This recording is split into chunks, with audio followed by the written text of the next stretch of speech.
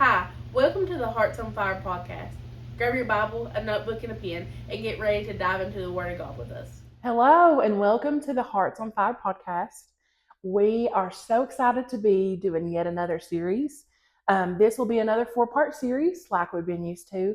This week, we are going to be doing Am I following Jesus? Am I a follower of Jesus? The last few weeks, we have been talking about renewing the mind with Alyssa and Misty, and I really love that series. It's a very needed topic that you honestly don't hear a lot about in the church anymore. Renewing your mind to the things of the kingdom and not to the world, which is what we are accustomed to, is the world and all of its processes. So renewing our mind is a very important topic. Like we said today, we're going to be talking about following Jesus. So let's get started. For our first episode for Am I Following Jesus, we want to take a look at what did it look like in the day of Jesus to be a follower of Jesus. And so when we think about being a follower of Jesus, and this is a word we've all heard being in church or even out of church, and we've all heard the word disciple. That's, we hear that in the Bible about the disciples. So Kristen, when you hear the word disciple, what do you think of? What comes to mind? I think of a student, like little, like a little version of the teacher. Like a teacher has all of the little disciples, his little pupils running around, just learning, soaking up everything. Just a student. Mm-hmm.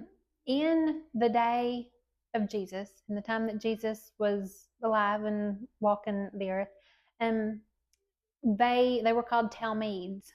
We did a course here that we took called Kaneo, and we learned about Talmids and what a Talmid was, and that's just means disciple. And one thing that we learned about being a Talmid is they gave up their entire life to be with their teacher. A Talmid was someone who followed a rabbi. But they gave up their entire life, everything they knew, everything they had. They totally gave up everything to follow this person. And not only that, but the rabbi, or in this case, talking about Jesus, Jesus was a rabbi, and he had Talmids, disciples who followed him. He spent his life with his disciples. And we see this a lot of times the Talmids would search out the disciple or the rabbi that they wanted to follow. But it was a little bit different with Jesus, in that he went and found the ones that he wanted. Mm-hmm. We see this in Matthew. We see this in Mark, and I love. I don't. We can go there. Do you have it pulled up on? I think you said you had. I have Matthew. You want me to pull up Mark too? Matthew 4:19, where he calls Simon or Peter and Andrew. I love this when it says, I'm going to start in 4:18. It says, one day Jesus was walking along the shore of the Sea of Galilee. He saw two brothers, Simon, also called Peter, and Andrew, throwing a net into the water, for they fished for a living. Jesus called out to them, "Come follow me, and I will show you how to fish for people." And they left their nets at once. I love that. It doesn't say that they were like, well, let me finish what I'm doing here. Let me, let me think about it. Let me go home and talk it out. Let us talk this over. We've got to have. No, it says, and in other translations, it says, and immediately they followed him. Mm-hmm. Like there was no hesitation. He called, "Come follow me," and it was an immediate thing. Yeah, I had the same thing, and what were they doing when they followed? They gave up what they were doing, and they went in. They entirely went. They didn't say, well, which exactly what you said. They didn't say, well, let me fold these nets and let me pull this catch in and let me do this. They could have done that, but they left at once. Like they were like, yes, there was no hesitation. There was no, well, we did pay a lot for these nets. This is our business. That was their business. That was their livelihood. That was everything to them. That was Andrew and Simon. But when you go on down, just the very next verse, it's talking about when he called James and John. It says, a little farther up the shore, he saw two other brothers, James and John, sitting in the boat with their father, Zebedee, repairing their nets. And he called to them to come too.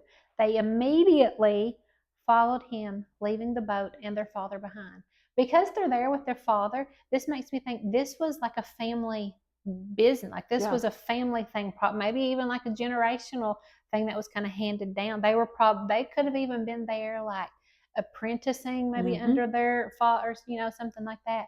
And in that moment, Jesus is saying, leave behind everything you've known.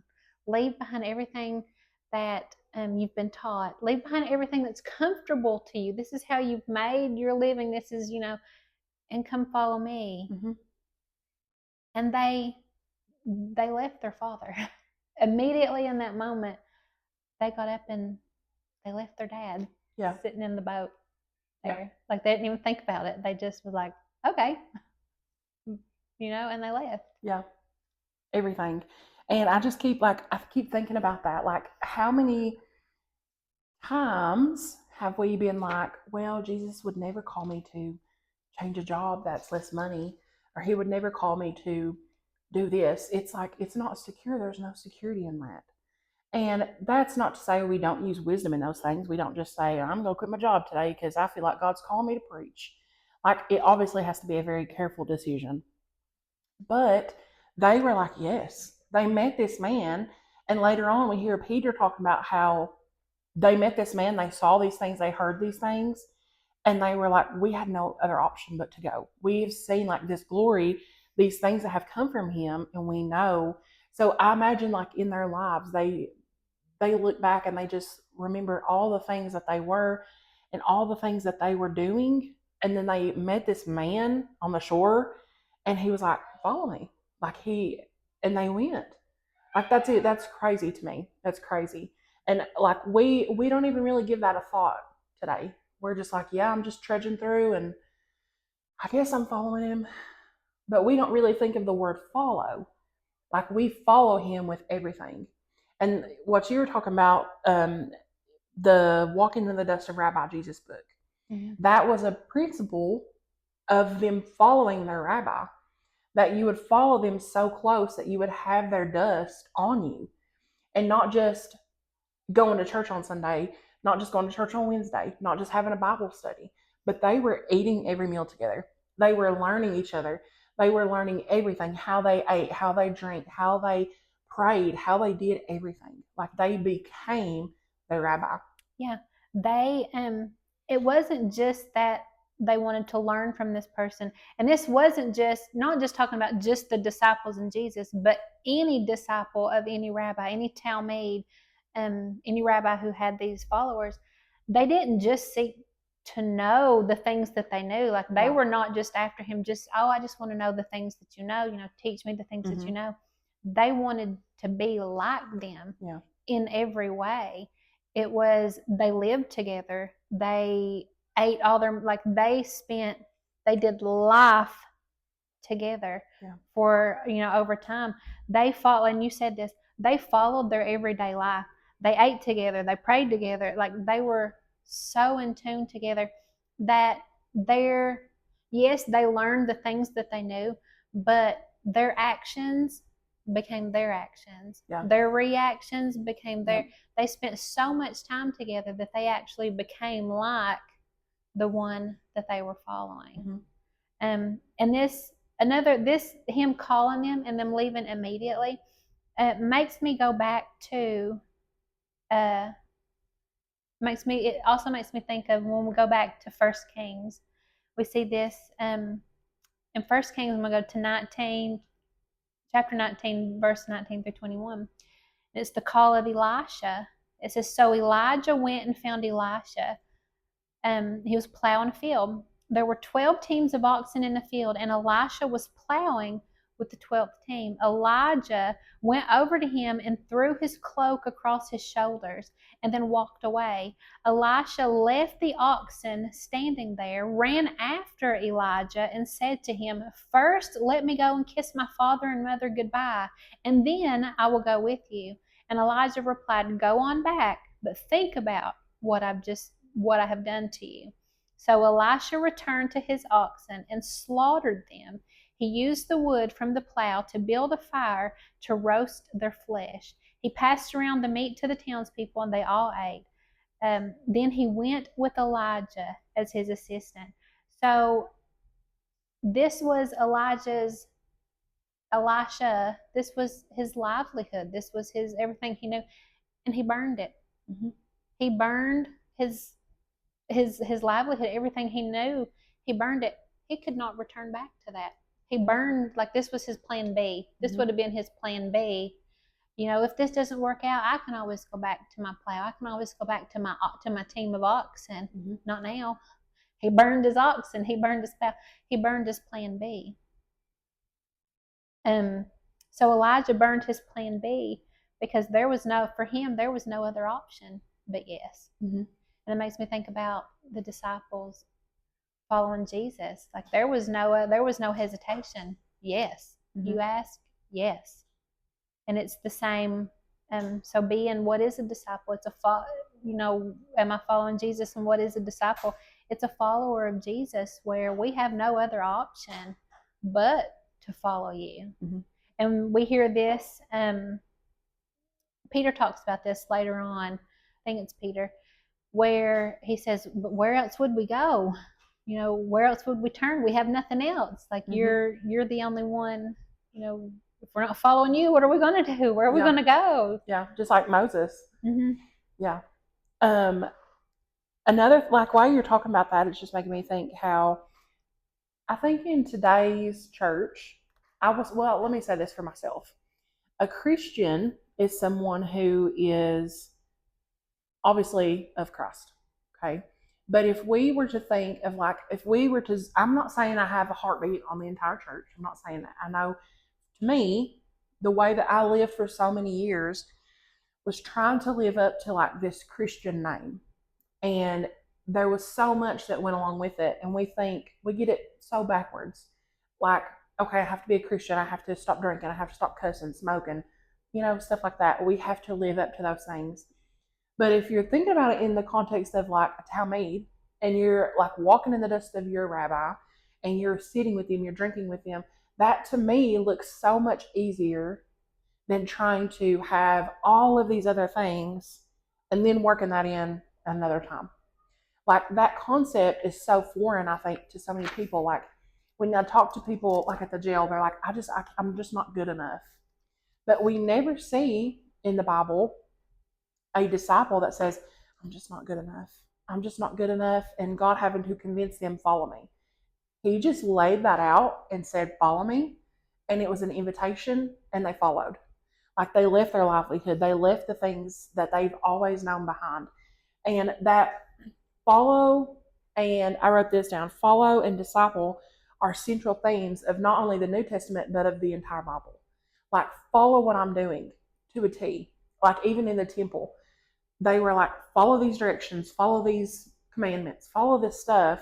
This is where I'm at. This is what I'm doing. Not live up to this name over here. Oh, you're a chosen people. And then they, like, get off track and they're like, I don't want to be chosen. I want to, like, we had talked about this morning in church, was the Israelites, after they left Egypt, they were like, oh, we wish we would have been back. At least we had good food back in Egypt and we had whatever. But they were literally in captivity. They were slaves.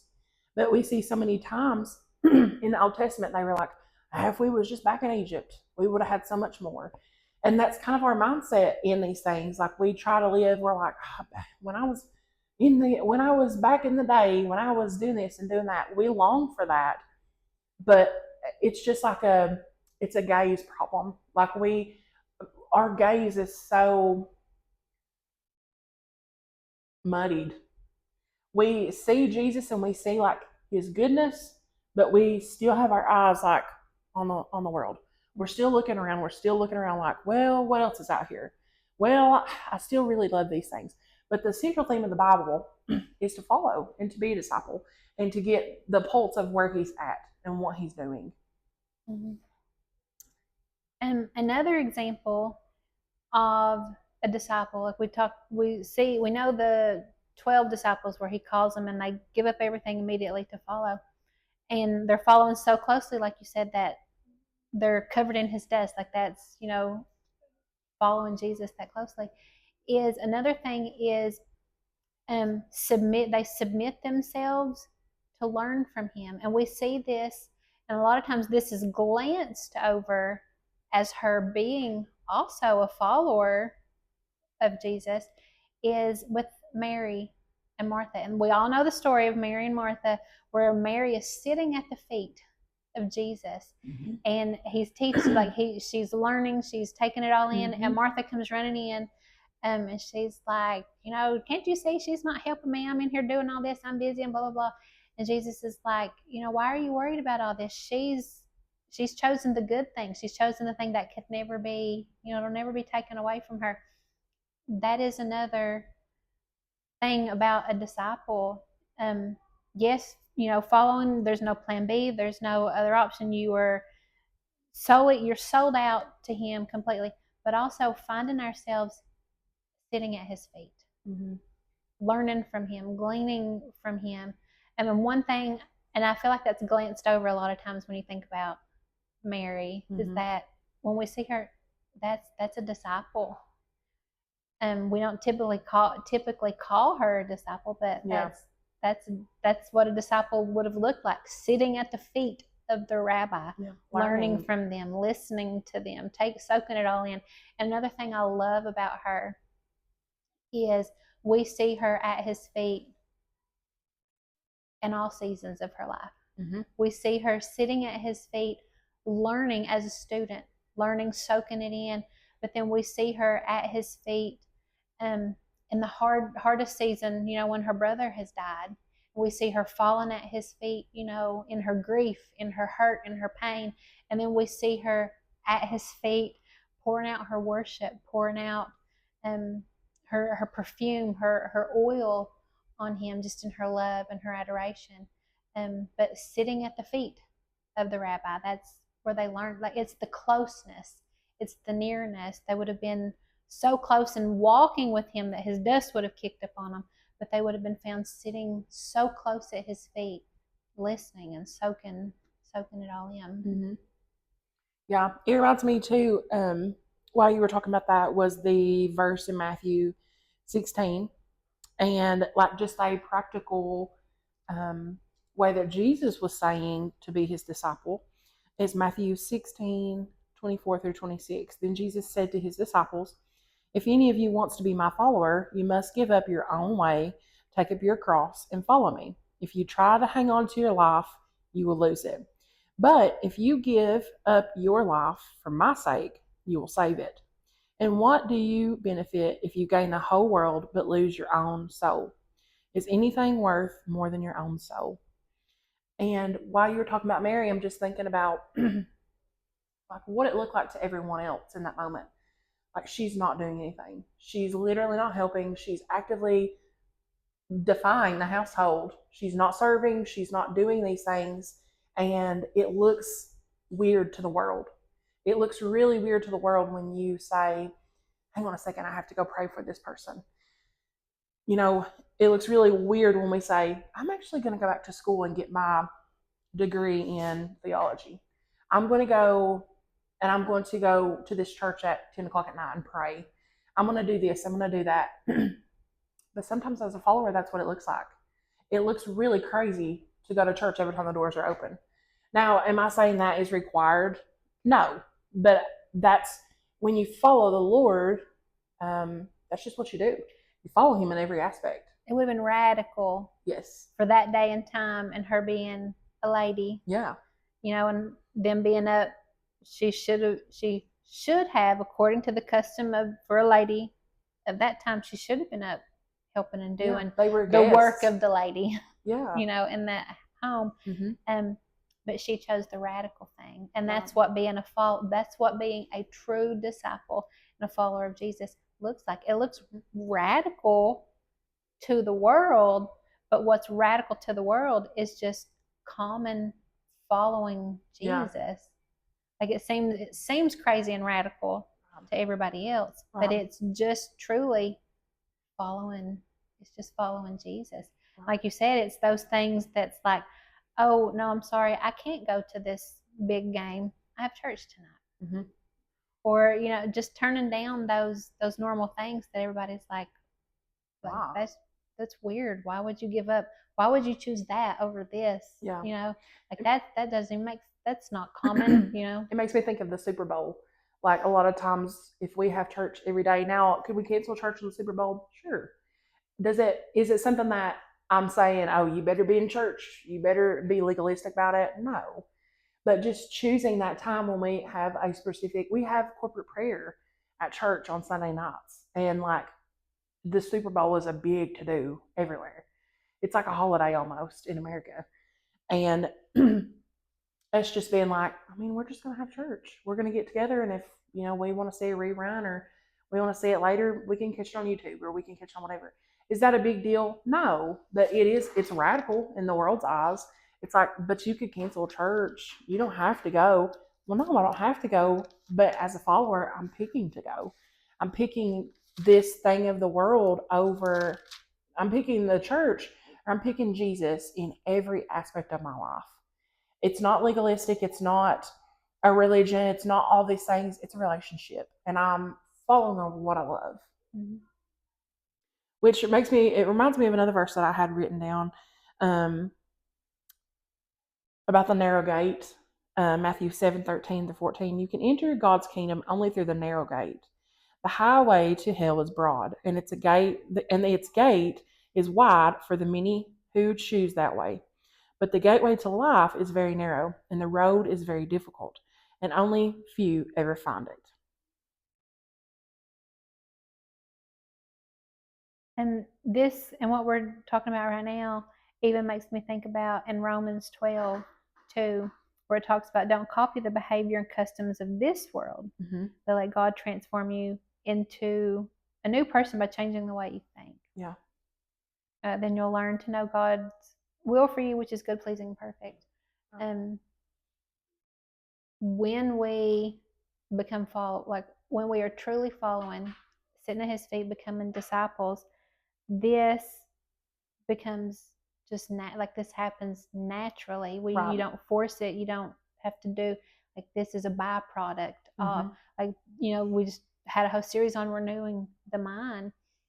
It's active and it's something that you have to actively do and pay attention to, but also that transformation of our mind and renewal of our mind happens naturally when we are sitting at His feet, when we are following, when we are doing these things. Yeah, in that whole process, like it's kind of like a dating. You don't learn everything about that person in one day. You don't learn how. Like I'm sure on your first date with Ronnie, you didn't know anything about him, and then now after you've been married for how long? 16 years. So now after 16 years, you probably pretty much know everything about him.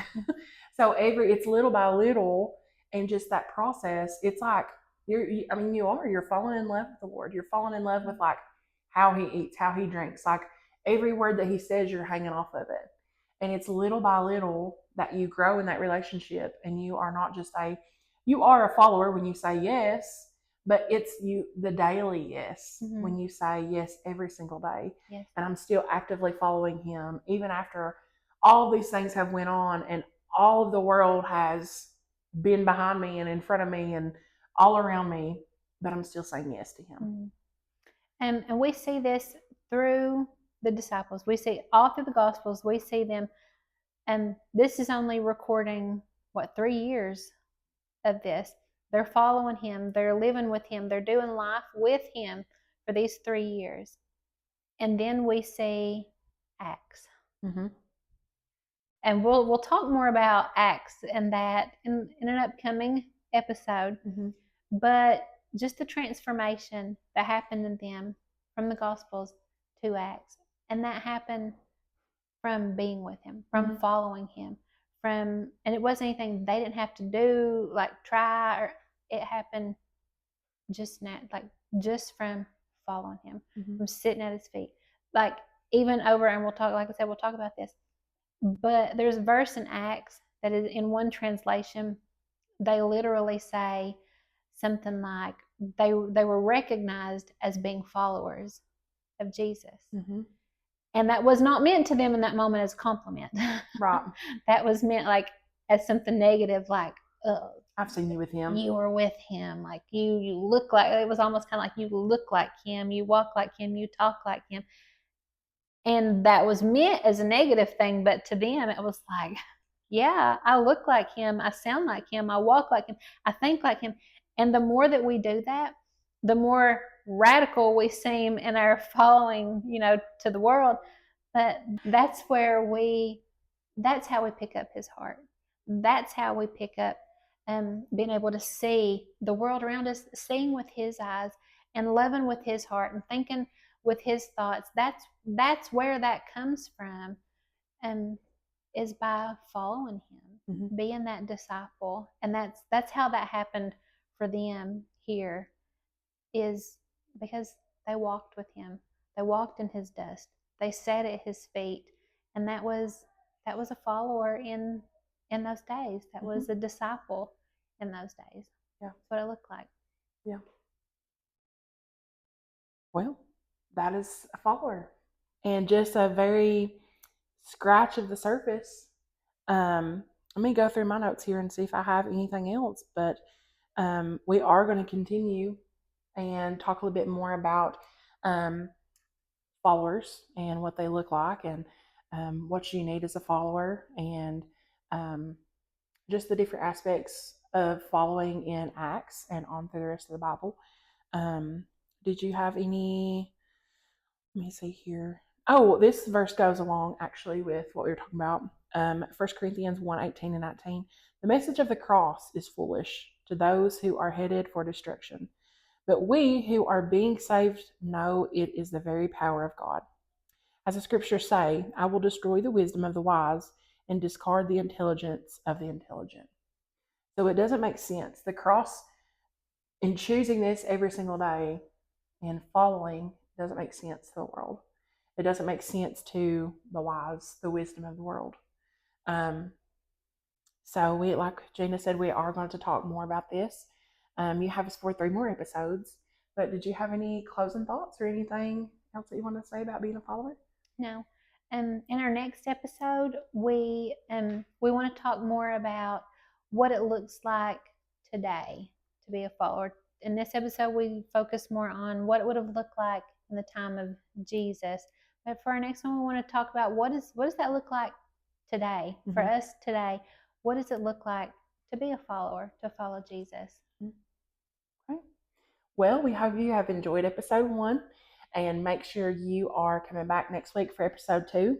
We have enjoyed making this podcast. If you don't care, like, share, and comment and tell us what you think, what you have learned in your life about being a follower.